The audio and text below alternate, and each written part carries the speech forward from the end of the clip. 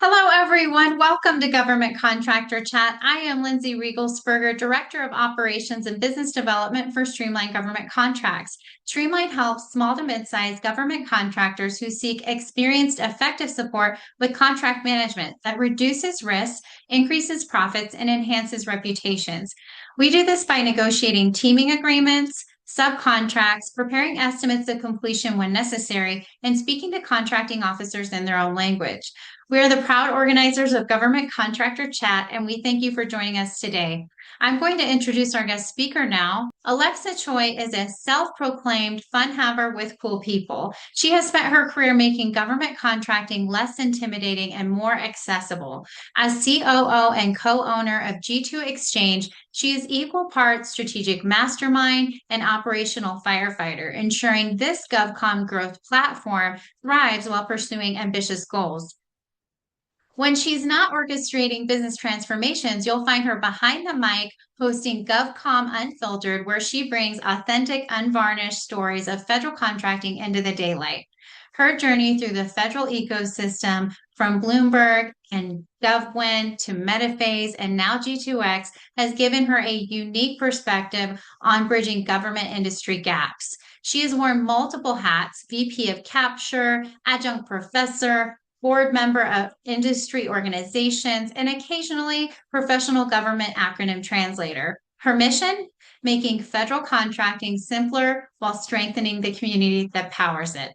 Let's welcome Alexa Choi, Chief Operating Officer of G2 Exchange and podcast creator and host of GovCom Unfiltered. Right. Wow. Thank you so much, Lindsay. I feel like I need to have you do all of my intros all the time. Thank you. And I'm really excited to be doing this today. I see a lot of my friends in the room. Thank you for joining. And if you have questions, the way that I was hoping we could do today is ask them in the chat. I'll be keeping an eye on it while I'm presenting. I have two screens, so if you see me looking over here, it's because I'm presenting off the screen, looking at the questions. I know, Lynn. Hey, girl. Hey. So many people here I haven't seen in years, and then a few of the people I work with daily, and then a couple of my favorites from industry. So it's like a wonderful group to have. And I do think there are a couple of people in the room. Andy Lieber, who I just saw join, could probably give this presentation. So the folks in the room that are very experienced, if you want to kind of cooperate, jump on, agree with me, give me some kind of a clap emoji, reaction, that would be great. And then I was going to say, so ask your questions as we go along. And then if you have big questions that might take a longer answer, save them for the end because I do have a Q&A section at the end as well. Keith, thanks, Keith. I appreciate you. All right, so I'm going to go ahead and get started because boy, do we have a lot to cover today. Um, I don't even know if everybody is quite ready for this. This is going to be a fun thing to do because we talked a lot about government contracting. And what we don't really talk about is how to start a business, how to run a business, how to keep a business, how to build a business from an analogy that everybody's going to be familiar with. So that's what we're going to do today. And I'm going to go ahead and get started. So hopefully everybody can see my screen. I've got my chats, I've got the folks, I've got everything all ready. So let's get started. Thank you so much again, Lindsay, and this wonderful group of folks, Streamline Government Contracts, for inviting me and wanting to hear what I have to say. I am always surprised, shocked, and delighted that somebody cares. And just as a little aside, I do want to train to be a comedian in the future. So if you have any ideas for that, let me know. Okay, so today's topic is the blueprint for growth, building a sustainable federal contracting business through people, process, and purpose. If you ever get like corner me in a bar and ask me about, things that really drive me crazy, there's several, but one thing I'll always talk about is how people, process, and technology get mixed up. And people want to start with technology, back it into the process, and then think about people as like the last piece of that. So you'll always hear me say people, process, technology in that order. So I also feel like when you're building a house or a government contracting business, people, process, and purpose have to actually be weighted the same as you're thinking about what you're building and why and how, all of this. So, right. So today our agenda is about me. We'll talk a little bit about me.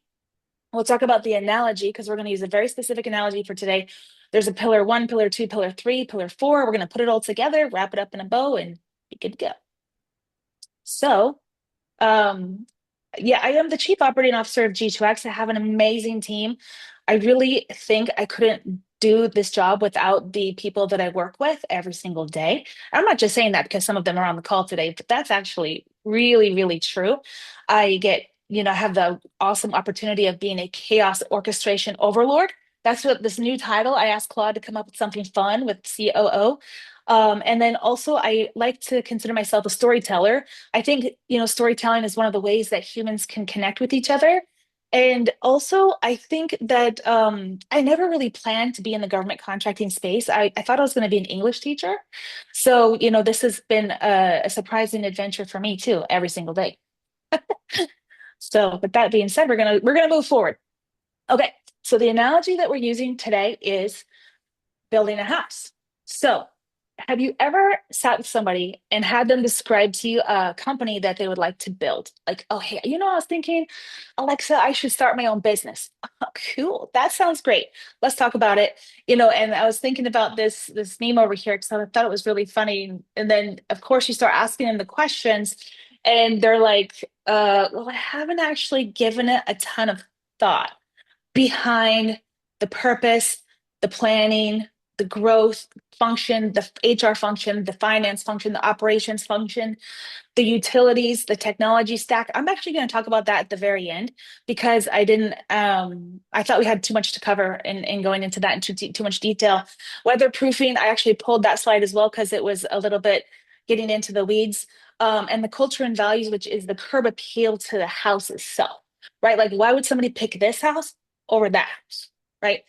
So we're going to jump into it. And this entire analogy is going to be told from the perspective of government contracting business. And I have to say that my background is in services, government contract building. So, when it comes to selling as a VAR or a distributor or, selling product, that's a whole other approach. So I have thoughts on that, obviously, but I'm not an expert in that. When it comes to building government contracting businesses from a services perspective, I do consider myself somewhat of being in the know on that.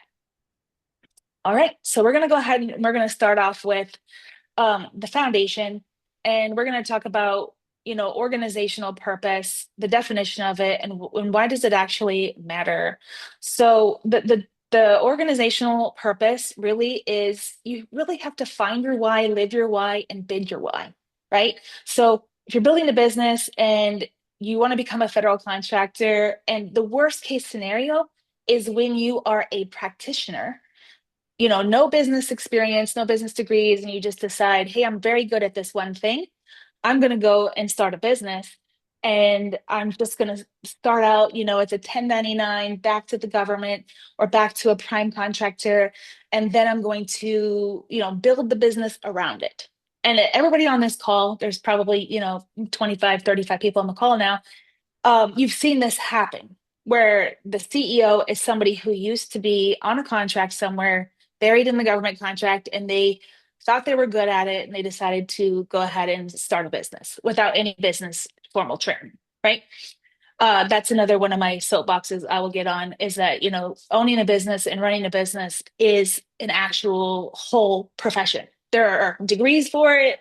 There are a whole educational systems built for it. I mean, can you go and start it without it? Sure, you can, but your life's going to be a lot harder because some of the folks in this industry that are the most successful have multiple MBAs. I'm thinking of a company called Alpha Omega, owned by a guy named Gotham, who I was lucky enough to interview on my podcast, GovCon Unfiltered. And he explained his dual MBA from Virginia Tech. Not Virginia Tech, sorry, he would kill me. UVA, my bad. I'm not really a Virginian by trade, so that was a big mistake. He would actually kill me. UVA, double MBA. So that's what you're competing against, right?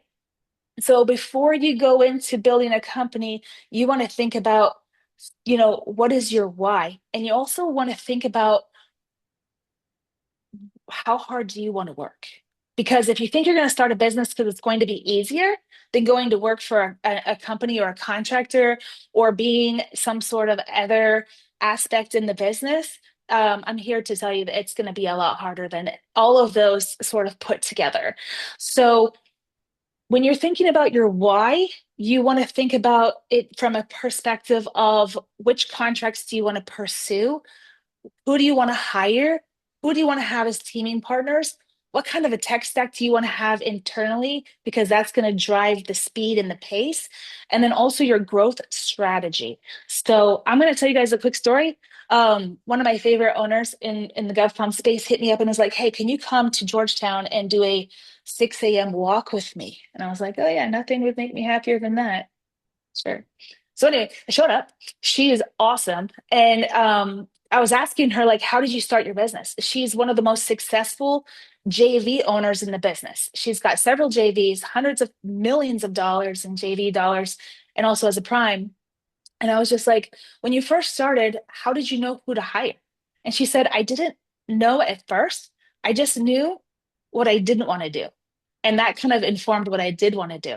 And then I was like, well, who did you hire first? And she said that she thought about it like building a house. And then she was like, you have to have your pillars. You have to have the people that are going to hold up your walls. And that was the conversation that kind of got me into thinking about building a government contracting business like building a house. I was like, okay, that makes a lot of sense to me. And it's going to guide everything that you do, right? Are you going to be a company that's a UX leading company? Like I know I have a friend on the call that works for a company that does software development, and but software development itself is like a very broad term. So like the riches are in the niches. I always say that the riches are in the niches. So this particular company that leads in software development has a very focused digital services lane. And what does digital services mean? It's one of those like buzzwords that's a little squishy, right?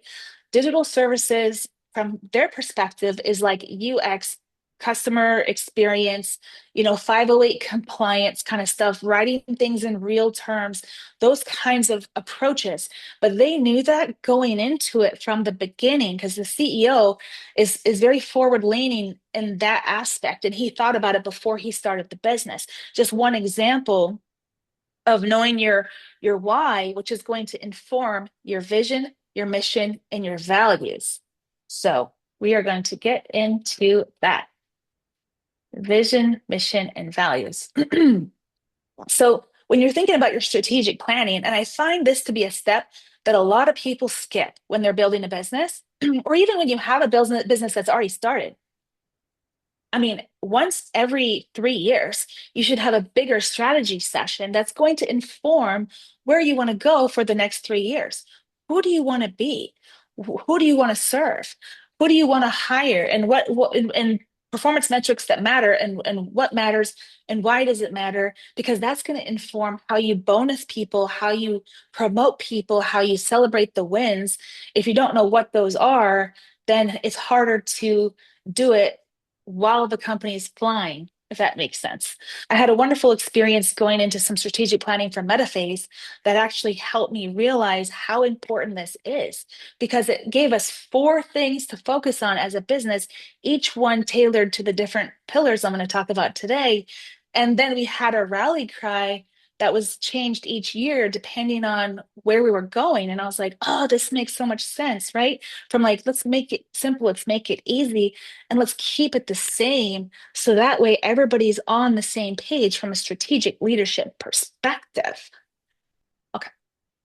So what does good look like? I'm going to actually pop out of this presentation for a second and talk to you about a company that I've known for a really long time. When I say a really long time, I was their account manager when I worked at Input.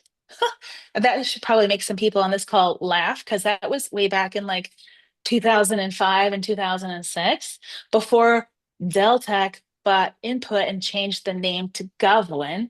So I was their account manager back in the day, and I met a young CEO who was a woman who was out there changing the game. And I recently had a chance to catch up with her and learn a little bit about her story. And it was very fascinating. So I'm going to go ahead and pop over to ActionNet who is owned and run by Ashley Chen. This is Ashley Chen. And she has a tremendous culture and a tremendous company built. But I wanted to go back to the strategic mission, values, and vision, mission, and values. So do you see how she has them built out here on her website? You don't have to go looking for them. You don't have to wonder. People are pretty bad mind readers from my experience. So, I see that we have 7 messages. I promise to be looking at these. Yeah, I appreciate y'all. Gov, GovCon Unfiltered. Yes, thank you guys so much for that. Blah, blah, blah. Eagle, EWU, yay. I got some like alma mater in the room too. Washington State. Okay, sorry. Let's go back to what we're talking about. I'm totally distracting myself. So, vision, mission, and core values. So you see her vision is your most trusted integrator. You don't have to ask yourself what kind of house is she building.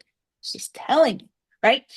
We integrate to enable America's mission critical blase blase blase. Good, good, good. Okay. And then integrity, respect, inclusion, success, customer delivery excellence, service delivery excellence. So those are her core values. And what I love about this is she highlighted each one of these so that way, we know looking at this what she celebrates as wins. These right here. And by the way, if I was looking for a job and if I came across this website, I would feel pretty good going into the interview knowing that these would be the things that she would be looking for, right? So then you have to ask yourself, okay, Ashley Chen, looking like you're doing a pretty good job. Did it work? Well, let's see. Of course, I'm the Chief Operating Officer of G2X. Of course, I'm going to show you G2X, right? Just to let you know, the company profile section on G2X is open and outside of our paywall. So you can look up any company you want. So I went and looked up ActionNet just to see how successful has she been. 3.1 billion in lifetime contract value, 635 awards. I'd say by pretty much any measurement, Ashley Chen, who decided as like, I don't know, a young person to go out and start a government contracting business as one of the only women leaders in the room at that time in technology, when even her parents were telling her, like, I don't know, girl, that sounds like a little bit outside of your wheelhouse. She was like, you know what? I'm gonna go out and do it. And boy, did she rock it. I mean, take a look at this subcontracts with some of the biggest companies, prime contracts in the hundreds, doing all kinds of things. Like, it's just mind blowing when you think about it. She's done a great job and she continues to grow the business and she continues to be pretty humble about it too, which is great. So, that to me is what good looks like when you have everything about your business very clearly built out so people don't have to wonder. And then, of course, that translates into huge success. Okay, let's continue. And thank you so much for some of the nice comments I'm seeing. If you guys have questions, please don't hesitate to put those in there. So I'm going to go ahead and present. You guys can see that I have to throw a little thing out there and say Canva is a PowerPoint killer. And I'm super happy to not be presenting from PowerPoint anymore for the rest of my life. Okay, let's continue going. What is pillar number 1? I'm going to talk about the HR function. When you're building a house, this is the first person you should hire besides yourself. And I'll tell you why. Especially in a services business, people are your product. You're selling I actually make myself laugh. So my mom used to call me and be like, what is it that you do for a living? I was like, well, Mom, I sell imaginary people to the US federal government. And when I get a contract, I try to make those people real. And that's actually facts. That's what we do here, right? So the HR function is critical because a lot of times that houses your recruiting function. I mean, do I think that makes sense? I go back and forth on that one. But if you only have 2 people working for the company, it would absolutely hold your recruiting function. Also, when you do have contracts that are active, please feel free to jump here. Yeah. And also, I forgot to tell people that, Lindsay, thank you so much for bringing it up. Put your company, your LinkedIn profile, your company name, network with each other in the meeting chat. We've got a lot of people in here. And I can tell you from some of the companies I've seen in here, fantastic. So please put your information in there so you guys can connect to each other. But let's go back to what a state interview is. So in this industry, we talk a lot about, badge changing, losing recompetes, and then incumbents coming in and taking over the incumbent staff. So how do you prevent that from happening? You build a company and a culture where people will stay no matter what kind of offer comes in the door because they feel tied to the business that you are building. And so how do you do that? There's a little tactic called a state interview that you can do where you meet with people before they bring you that offer that says, well, I was meeting with this other company and they gave me an offer and I want you to meet it or beat it. So estate interviews when you meet with people without the need to meet with people. Like as an HR person, you should be meeting with them and saying, "Hey, what are we doing a good job with over here at this company and what could we be doing better? Do you feel like your voice is heard? Do you know what your role is in the company? Do you feel like you are adding value here? Do you feel like your voice is heard?" Without this kind of conversation, then your people are not going to feel like they are really tied into the building of the organization. Also, the cultural development. Now, a lot of times the culture development piece becomes so important, it gets broken out into its own role, chief people officer or chief mischief officer, or whatever you want to call that person. And at Metaphase, we had an amazing chief people officer. Her name's Shannon, and she was like the human confetti person, which I love the concept of that, right? Like, who's going to be the one, like, making sure that people are celebrated, their wins are celebrated, and making sure the focus stays on the people. Because remember, people, process, technology, no matter what you're building, these are facts. So, absolutely, these are important things to think about. And the third one down here, compliance expertise, that's like a no-brainer. GovCon's a little bit weird, and there are things like SCA employees, 1099s, corp to corp, and other things that really matter. And when you think the devil isn't in those details, the devil lives in those details. So I'm just going to give you one tiny example. Is like the requirements on 8A contracting are a little, like, how you read them are a little, up for interpretation, one can say. And I didn't see that they are rewriting the FAR. I'm interested to see what they come out with. They said something about common sense, and I don't know about y'all, but I haven't seen common sense in not this year. So, I'm interested to see what they do with the FAR. But the 1099 concept, right? If you have a bunch of H-1B contractors, you might be able to bid lower rates. But the question is, are they counted as subcontractors? The way that it's written right now, they absolutely are. And as an 8A company, you're required to retain 51% of your work. So how do you balance that out? This is one of the functions that HR has to figure out and make sure that the company stays compliant. That was just one good example. All right, if we don't have any questions, I'm moving on to pillar two. Pillar two is probably where my heart and soul lives, just because I had been a BD capture executive for so many years. And I've seen the good, the bad, the ugly, and everything else. So some of the good news is that the industry is evolving. And over the last couple of years, and I know Keith is probably going to nod his head on this one, the rise of the chief growth officer, it's a new term, a new role that we've sort of built into government contracting, where this person would sit over all of these functions, the business development, the capture management, the solutions architecture, and the proposal development. And they're kind of all in there. So one thing's for sure, BD, business development, and capture management are two different functions. In a perfect world, I believe marketing would fall under business development because that would just make good sense, right? The business development's role is to get out there and make sure the customer knows who you are, build your pipelines, do all of the things. Capture management is really about the art of the win. How do you actually win? Solutions architects, of course, those folks are the ones who are building and crafting the solutions in the proposals. And then your proposal development, or I like to call them the proposal ops folks. Those people are your proposal team, and those guys are important. These components have to work together. And a lot of times, what I've seen, one of the, I say good, bad, and ugly, one of the not great things I've seen is companies will bonus these two quite a bit. But ultimately, I feel like the bonus should be split across all these functions, including the HR function of recruiting when it comes to recruiting for key personnel. Because if you think about it, bids are won and lost on key personnel, right? I could tell you some horror stories about companies losing $100 million deals in a protest because the government had written in a clause that said that the key personnel had to be an employee of the winner.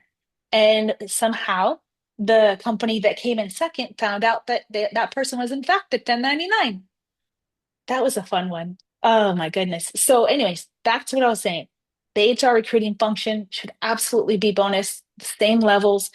I would love to say the proposal development folks, all these folks should get bonus. I feel like the same way. That's a me thing. But I think companies oftentimes miss the boat on how fast and how dedicated people could be if you bonus these folks at the same level. I'm going to continue going. Um, so, what makes a good, effective growth leader? I think you really have to consider government contracting to be three different buckets, right? You have your small businesses that are operating with some kind of a set aside. The growth leaders that are very good at that kind of selling, I think you should find people with experience doing that. Then you get into the mid-market space where you're bidding 100 million plus contracts, a little bit longer, capture cycles. It's a little bit, in the middle there. And then you have your big businesses where those growth leaders look totally different. They're actually going to be influencing and working with the government and way in there early. And you're talking about those capture cycles are years. So really, you think about it on a continuum of the pirate ship, which is the small businesses, by the way. That's where I love to live. And then you get a little bit more and more as the business gets bigger and bigger on, a little bit more of an effective, structured growth team. And then that's 100% going to be moving more towards the Navy, where everything's lined up and there's all these organizational plans and all that. But at the small level, hire somebody who has experience building and growing businesses of that size. So some of the things I've seen are, let's hire a colonel retired from the military, never run BD before, and make him a chief growth officer. That's not going to work probably unless that person has direct experience doing that in the past. I mean, I'm all about hiring our veterans. I think you should. I think that's great. But I think you should put those folks in roles where they can succeed. And so there are absolutely probably a few different roles in a company where you could make the transition from service into industry and be successful right out of the gate. Chief growth officer, probably not one of those. So get the right person and then enable them to do their job. So enable them to do their job. I know it sounds shocking. You wouldn't believe it. But when you hire a professional to do the job, I think you should let them do it. So common pitfalls in growth leadership. Let's talk about this. Some of the things I've seen not work great is not understanding what a good step review looks like. And also the step review that is put in place for a company that's 1 million is going to change with a company that's 5 million and be different for a company that's 100 million. So how many times do you have a step review? How many times do you go into the bid review process? And like, does the BD person lead it? Does the capture person lead it? Who leads it? Right. And so this is some of that strategy that the chief growth officer should be thinking about constantly. How do we put a good step review process together? What does good look like? And how is it going to evolve as the company evolves? So I've been actually really lucky to be a part of a lot of step reviews that were really great. And it usually works the best when the format is clear and everybody expects it to be run the same way every single time. Some of the pitfalls I've seen in the step review process is if you allow operations, we're going to talk about operations in a minute, but when you allow operations to have a role in the vote. So at the end of, pitching your company a deal, which is basically what the step review process is should be a vote. Are we going to do this? Are we not going to do it? Are we still going to do it? Even though they changed the requirements for the bid, are we still going to chase this down like it's the last bus of the night? If the answer is yes, how does it change? How does it change our approach, right? So those are the questions, and you should have the strategy lined up and make it clear for your employees to be able to follow that. So your capture people, your BD people have a method that they can follow. And let me just do a little bit of a hint here. I think that the BD people should lead the capture reviews first until the RFP is imminent to drop or does drop, and the capture people should lead it after that with the proposal ops. But the BD people should stay engaged the whole time, all the way through to proposal submission, because your BD people are the voice of your customer. And if they drop off when the capture people jump in and take it to proposal, then you've missed that whole voice of the customer throughout the process. So this is why companies get it wrong. There's a lot of places for things to fall. And when I talk to companies about this kind of a thing, I always say, look, there's a lot of things that are out of your control. You can do everything right and still lose. You can do everything wrong, totally throw some bluebird over the fence and still win. So, but what is for sure, if you mess up this part, you're likely to lose anyway. So you wouldn't believe how strategic companies are around their step reviews. So if you are looking at your P-win, oh, that's a fun word. Talk about kabuki, man. If you're looking at your P-win, you're looking at your percentage of win over the year, and your win rate is pretty low. It's probably due to your step review process that could use some review. And there's probably things in there where things are being dropped, things are not following through. You know, you're probably not using the tools that are at your disposal. G2X is great. Just kidding. Okay, not really. But let's keep going. I'm about to digress. All right. What's next? Pillar number 3, finance. We're talking about the money people. So this is one of the most strategic roles, I feel like, as a pillar. And I'm talking about like being the fourth person you hire, right? You hired your HR person, they have their marching orders. You've hired your growth officer, they have their marching orders. And then, you know, you're making money, you're winning contracts, your company is growing. So then the next person you want to bring in is your CFO or your director of finance or whatever you want to call them. There is a lot that goes into this because bids are won or lost on price. Of course, people would tell you that it comes down to solution and this and that and blah, blah, blah. That's true. All those things are very true. But when it comes down to it, it really is price 90% of the time.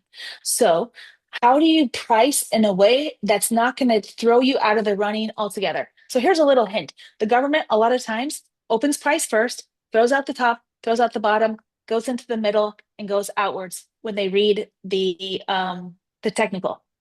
So does that make sense? So that way, somehow you have to know based on what was done in the past, if it's a recompete, based on the government IDGE, the independent government estimate of this deal, you somehow have to figure out what that middle range is. And it is a little bit of magic, it's a little bit of art, and it's a lot of science and pure math to get there. So this person is critical. And then also, these are people that are submitting your invoices, they're running your AR, they're doing all of those things in the background. So this is a pretty key person that I think is really important. But I feel like the thing that the way that companies really miss the boat on this function is this person feels like an inhibitor because they are always going to be the ones to be like, hey, do we need this? It's going to cost us money. So from my aspect, it's going to be a no. So the way that I think about it is, you know, from a leadership alignment aspect, this person should feel like a hub, a resource hub for the company. Like start with yes if I can, and then back into no, rather than being like no and backing into yes, if that makes sense. I've worked with a lot of these folks, and you know, as a BD capture person, being close to them is a real smart thing. So, all right, we're gonna talk super quickly about, not super quickly, actually, let me not lie to you. We're gonna go into it quite a bit. Operations and delivery. What is it that we're doing here, right? So I've heard people say that government contracting is just doing two things: bidding on contracts and running contracts. And so if you think about it from that aspect, the fourth person that you hire, probably when you're building a government contracting company, is your operations and delivery lead, right? This person is making sure that the contracts that you have won are being delivered in a way that, are you meeting the agreements that you signed up for? Are your customers happy? Are the people that are working on your contracts happy? Are they doing the things that they're supposed to do on contract, right? So this one I feel like is very, very critical.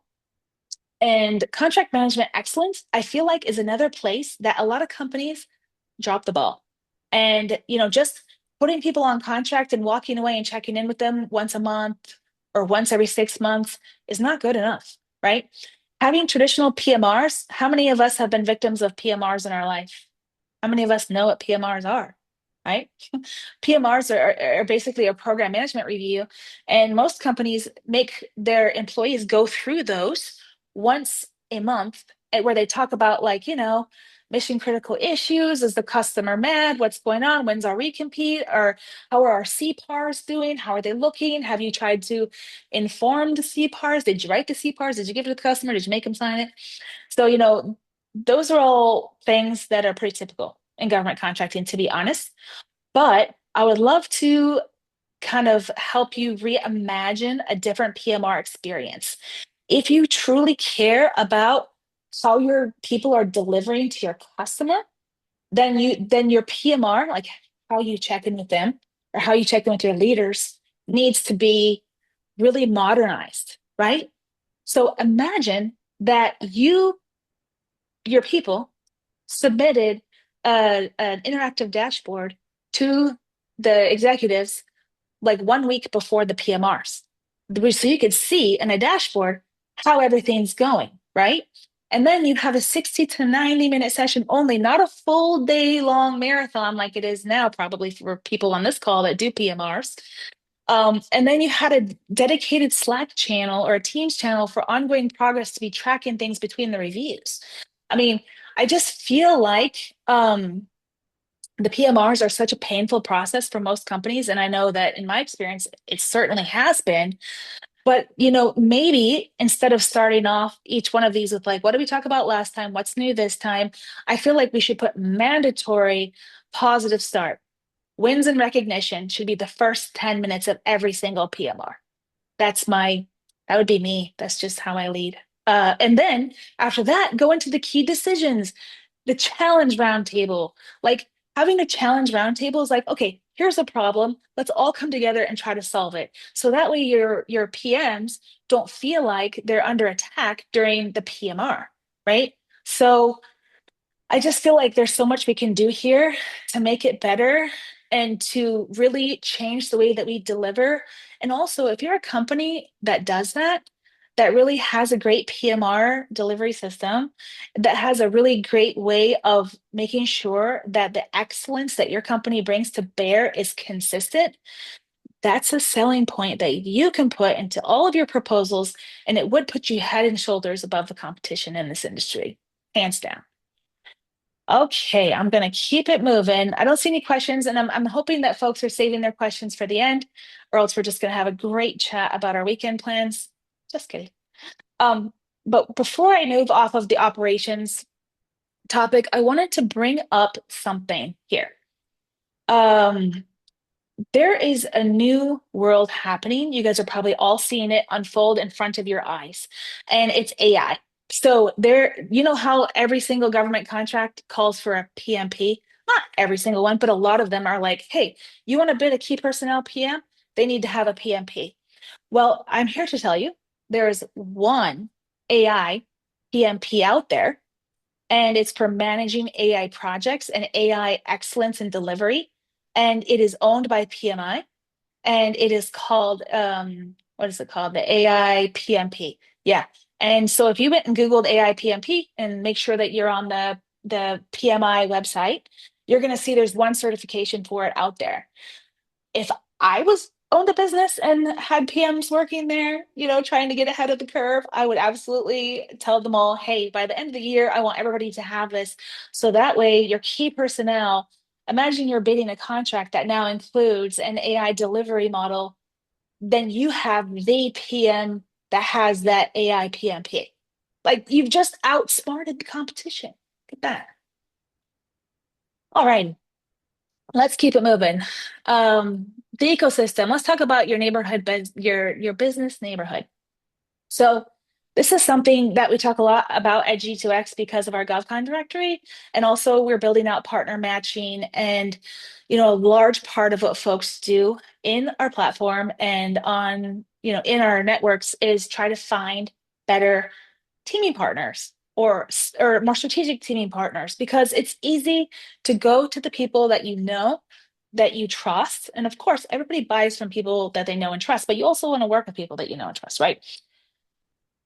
But how can you be more strategic about it? So, strategery is probably, if I had to change the title of this whole conversation, it would be strategery because we just need to get better at it, do more of it, and you know, have a better approach. So, let's talk about how to do it.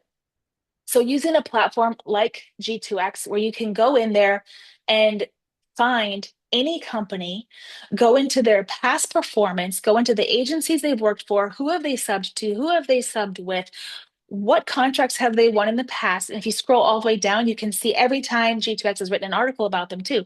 So, how are they being hot in the market? Like, what are they known for? Right? And then, of course, clicking into LinkedIn and seeing like what are some of the employees posting about? What is the company posting about? Some of those things can get you 90% there. Also, before you get on a call with any strategic teaming partner, you want to make sure that you know a lot about that company before you even go and do your homework type of thing, right? Um, and then, when it comes to agency relationships, I know a lot of people that want to find teaming partners that only work within their agency. So I remember I was bidding a big contract at Census, and I met with the contracting officer beforehand, and I was like, "Look, Molly, I want to bid this. But I don't have any Census past performance." And she was like, "No, that's good. We don't want the same vendors over and over and over. This is for, the 2020 census. We want new vendors in here helping us out with new things. And so the fact that you don't have census past performance is actually a plus in your favor." And so that conversation was awesome. She was awesome. And we actually won the SDE and IDIQ, and we're able to support the 2020 census, which was great. But without that conversation, I would have been like, I need to partner with a company that's strong at census. That's not always the case. So thinking outside of the traditional box, I think is really valuable when it comes to thinking about strategic teaming and partnering. And also, if you're meeting with the customer, I would usually never leave the room without asking, who do you know and love that you think I should talk to? Because these people have networks too, outside of who that they work with on a day to day. And they would say, hey, you know what? We had a company in here yesterday, called, whatever. And I think you should talk to them. That's happened multiple times. And that would inform my capture strategy pretty strongly because if the customer knows and loves them, I mean, half my work's done right there. What next? Right? All right. One of the things I was going to talk about is the industry associations. Um, yeah, thank you so much, Keith, for posting your playbook. So Keith just posted a link to his partner playbook. I saw this a couple of years ago and was blown away because not everybody knows how to team. Everybody wants to be a prime contractor and do everything yourself and this and that. But how do you be a good partner? How do you show up correctly as a subcontractor, right? Do you go talk to the customer without your prime knowing? No, you do not do that. So, this partner playbook that he posted here is one of the best written things I've ever seen on how to be a good partner as a teaming partner, prime or sub. So thank you, Keith, for posting that.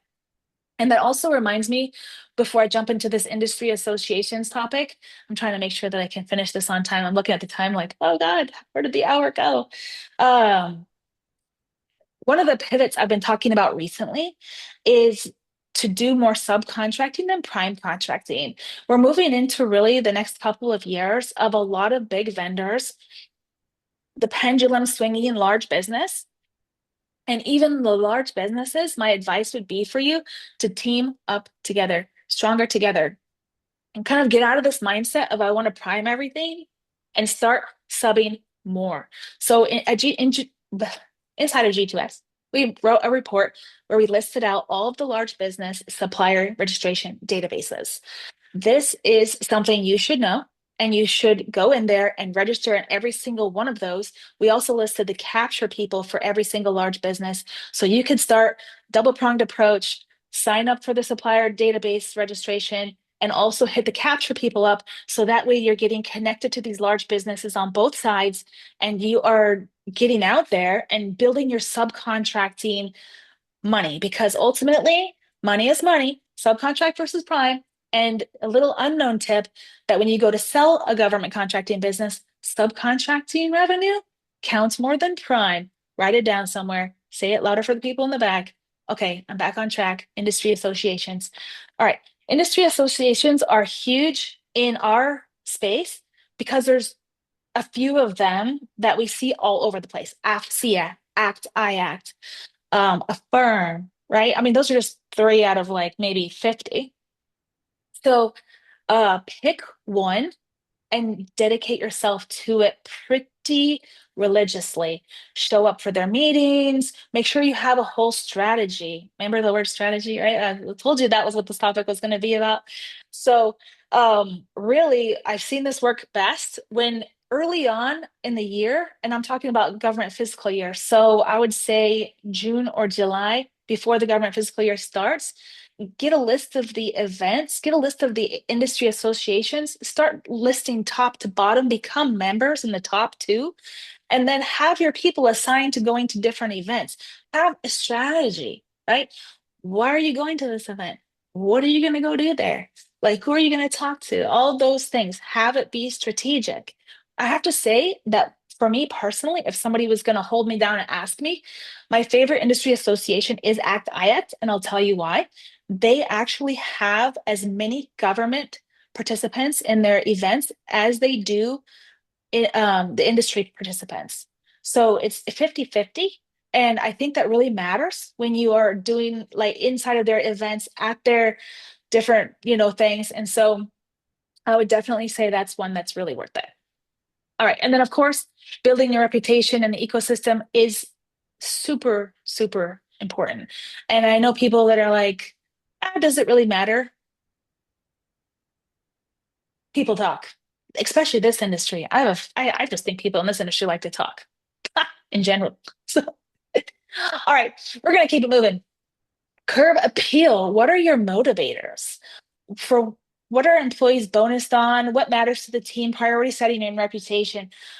So, this is, as I had kind of mentioned, it is really, really hard to keep your people when I'm not going to say that you don't have a strategy, you don't really know what you're doing, but if you don't have a why, how we kicked off this whole presentation, right? If your company doesn't have what is it that we're doing here? What are we delivering for whom? And why does it matter? So once you figure those things out and you have them very clearly listed the way Ashley Chen did, and you have your whole strategy kind of figured out, um, oh, by the way, Elton, thank you for the questions. ACT, I act. If somebody wanted to put the link down here for the ACT IACT crew, that would be great. That way Elton could have it there for him.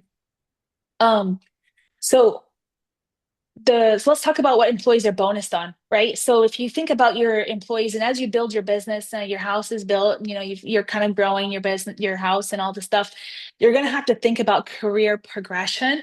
And then that's a really tough thing to do, by the way. At Metaphase, I was pulled into that and I was just like, I've never done this before. Career progression. Like what makes somebody from this level to this level to this level, what gets them promoted? But it all goes back to your vision, mission, and values. right? So then that's how you're building out those roles. What makes a consultant one, what makes a consultant two, what makes a consultant three, and what is a director over a VP, and all of these things. These are the fun things you get to break your head against as a leader in an organization. And then of course, when it comes to company culture, it's not the things people think it is. People think it's like, oh, well, we have a company mascot that is a turtle and people love it. And that's so, you really have to think about company culture as the way things are done around here. And is that something that's toxic? Because you can talk a lot of good things, and then behind the scenes, people will be like, wow, like employees, ex-employees will be talking, and the word will get out. If you have a company culture that's not strategic, not aligned to your mission and vision and values, then people will find out. Oh yeah. I just saw the time and I'm sort of panicked, so I'm gonna keep it moving. So okay. So this goes into starting back with the pillars. Who did we hire? We hired our leaders, right? You have your CEO, that's you, or whoever's the lead, right? You've got your HR, you got your finance, you got your growth, and you have your ops lead. So you've got all your pillars together. It can't The way that government contracting companies run, I don't think that the CEO can sit on top telling everybody what to do. This is not that business. This is the business where all of those leaders have to come together and be aligned. And there can't be silos between the two because everything needs to be running on one operational plan and everybody has to be on board with that plan. Or, you're going to have fighting at every single instance between budgets and priorities and and things like that.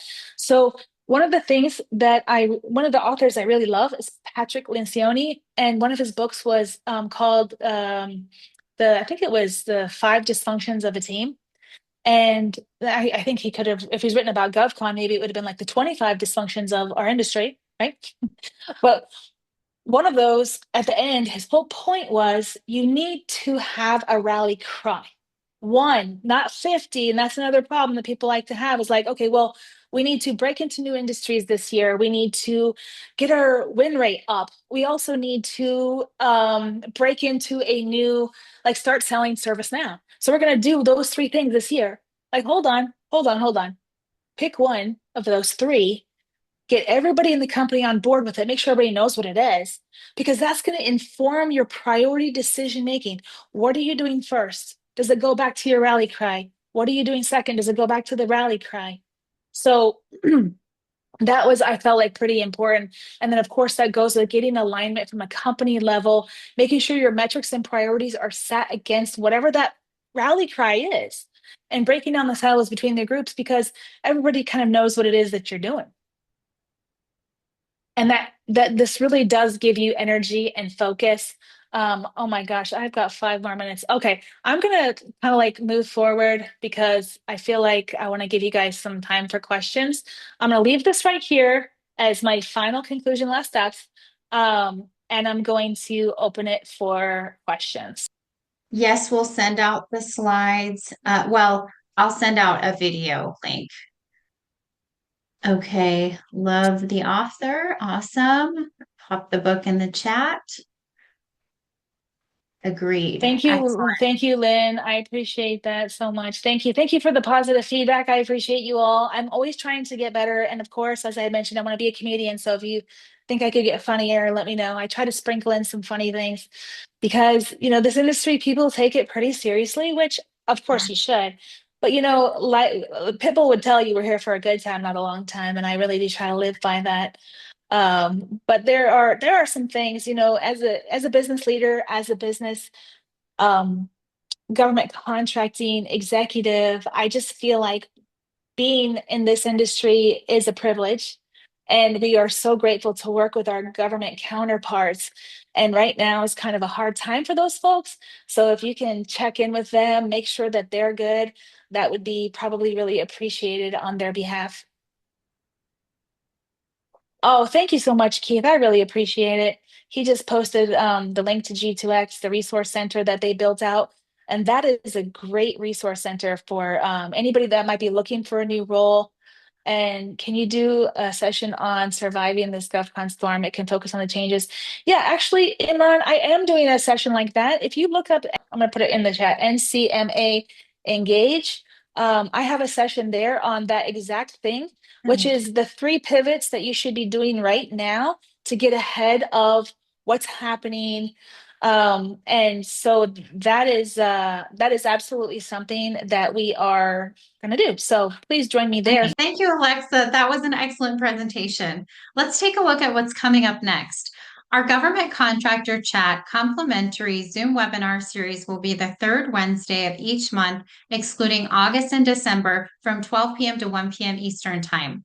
Wednesday, May 21st, we will have Shirley Collier, President of Scale to Market and host of Growth Masters Federal podcast, presenting how small GovCons can thrive in a changing federal marketplace. Wednesday, June 18th, we will have David Stearman, owner and CEO of Proposal Strategy and Development Consulting, presenting Pivot, Contracting Success in the Doge Era. Wednesday, July 16th, we will have HR SME and owner of HR Action presenting AI plus HR, Transforming Talent Management and Federal Contracting. To register for these webinars, you can scan the QR code on the screen now. Thank you for your time today. We'll see you in May.